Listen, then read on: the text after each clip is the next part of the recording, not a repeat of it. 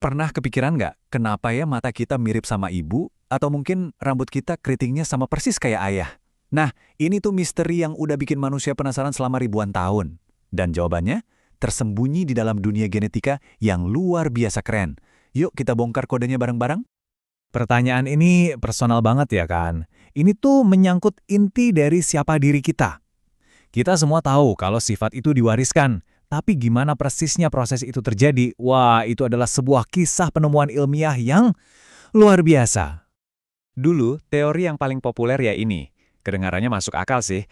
Ayah tinggi, ibu pendek, anaknya ya tingginya sedang-sedang saja. Seolah-olah sifat itu melebur jadi satu, kayak cat merah dan putih jadi pink. Tapi ternyata alam itu jauh lebih cerdas dan teratur dari itu. Nah, disinilah ceritanya jadi menarik. Ada seorang biarawan sederhana dari Austria abad ke-19, namanya Gregor Mendel. Lewat eksperimennya yang teliti banget sama tanaman kacang polong, dia bakal ngubah total cara kita memandang pewarisan sifat. Dia menemukan ada aturan-aturan main yang tersembunyi. Jeniusnya penemuan Mendel itu ada di kesederhanaannya. Dia sadar kalau sifat-sifat kayak warna bunga atau tinggi tanaman itu nggak melebur. Justru sifat-sifat itu diwariskan dalam unit-unit terpisah yang dia sebut faktor, dan kemunculannya bisa diprediksi pakai pola matematika. Ini benar-benar mengubah segalanya. Oke, ini salah satu konsep kunci dari Mendel. Bayangin, kamu punya dua faktor atau dua instruksi berbeda buat satu sifat. Nah, faktor yang dominan ini, instruksi yang suaranya paling kenceng. Dia bakal selalu muncul seolah-olah menutupi instruksi yang satunya lagi. Dan ini pasangannya. Faktor resesif itu instruksi yang lebih pendiam. Dia cuma bakal kelihatan kalau nggak ada faktor dominan yang hadir buat menutupi dia. Sifat ini bisa aja ngumpet selama beberapa generasi loh. Jadi, intinya begini, sifat dominan itu adalah apa yang kita lihat, sedangkan sifat resesif itu yang mungkin tersembunyi di dalam kode genetik, nungguin kesempatan buat muncul. Inilah kenapa pewarisan sifat itu bukan sekedar campur aduk. Ini lebih mirip permainan probabilitas antara faktor yang kelihatan dan yang tersembunyi. Nah, ini dia pertanyaan besarnya kan? Mendel tahu faktor-faktor ini ada, soalnya dia bisa lihat hasilnya di kebun kacang polongnya. Tapi dia nggak tahu wujud fisiknya itu apa. Misteri inilah yang membawa kita ke babak selanjutnya dalam cerita kita, masuk jauh ke dalam dunia molekuler. Oke, sekarang kita bakal nge-zoom in, jauh dari kebun biara, masuk ke dalam inti sel kita sendiri buat nemuin apa sih sebenarnya di balik aturan-aturan Mendel itu. Mari kita kenalan sama molekul kehidupan itu sendiri. Dan inilah jawabannya. Struktur heliks ganda DNA yang sangat ikonik. Inilah buku manual yang isinya semua instruksi untuk membangun dan menjalankan tubuh kita.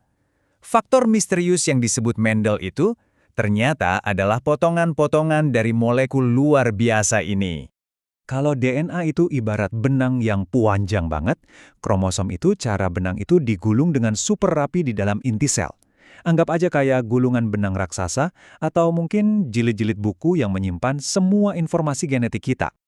Di sepanjang benang DNA yang tergulung di kromosom itu, ada bagian-bagian spesifik yang isinya instruksi buat satu sifat tertentu, misalnya instruksi buat warna mata. Nah, bagian inilah yang kita sebut gen. Jadi, faktor yang disebut Mendel itu, ya inilah dia, sebuah gen. Ingat kan, tadi Mendel ngomongin soal pasangan faktor. Nah, alel itu adalah versi-versi yang berbeda dari satu gen yang sama. Contohnya ada gen untuk warna mata. Alelnya itu bisa instruksi untuk warna biru atau instruksi untuk warna coklat. Kita dapat satu alel dari ayah, satu dari ibu, dan kombinasi keduanya itulah yang menentukan hasilnya. Ini perbedaan yang penting banget nih. Genotipe itu adalah kombinasi alel yang kamu punya, kode genetik yang ada di dalam tubuhmu. Sementara fenotipe itu adalah apa yang beneran kita lihat, sifat fisik yang muncul dari kode itu. Simpelnya, genotipe itu resepnya, fenotipe itu kue yang sudah jadi. Oke, biar gampang, kita rangkum pakai analogi ini ya.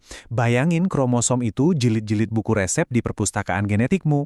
Setiap gen itu satu resep, misalnya resep kue coklat. Alel itu variasinya, misalnya resep kue coklat pakai kacang atau tanpa kacang. Dan fenotipe, itulah kue lezat yang beneran jadi di akhir prosesnya. Dengan fondasi yang dibangun Mendel dan penemuan DNA, ilmu genetika ini langsung tancap gas. Dari sini ceritanya makin ngebut. Yuk kita lihat gimana pengetahuan ini meledak di era modern, membawa kita dari ngamatin kacang polong sampai bisa memetakan seluruh cetak biru manusia. Coba deh lihat kemajuan yang gila-gilaan ini. Dalam waktu kurang dari 150 tahun, kita bergerak dari cuma menebak-nebak adanya faktor tak terlihat, lalu bisa melihat bentuk DNA, sampai akhirnya bisa membaca seluruh genom manusia dari A sampai Z. Setiap langkah ini membuka pintu penemuan yang lebih besar lagi. Terus kenapa ini semua penting? Oh, karena pemahaman ini punya dampak yang luar biasa di dunia nyata. Mulai dari mendiagnosis penyakit genetik, bikin obat yang disesuaikan khusus buat kamu, sampai merekayasa tanaman biar lebih kuat. Genetika modern itu ada di mana-mana. Jadi kalau kita lihat lagi perjalanannya, ini luar biasa banget. Apa yang dimulai dari pengamatan sederhana di sebuah taman biara, kini telah menjadi kemampuan untuk membaca instruksi paling dasar dari kehidupan. Ini salah satu pencapaian terbesar dalam sejarah sains. Dan ini membawa kita ke masa depan. Sekarang kita punya kemampuan yang belum pernah ada sebelumnya. Bukan cuma buat membaca, tapi juga mengedit DNA. Kita ada di ambang terobosan-terobosan baru yang mungkin belum terbayangkan. Pertanyaannya bukan lagi apa yang membuat kita jadi diri kita, tapi mau kita apakan pengetahuan dahsyat ini.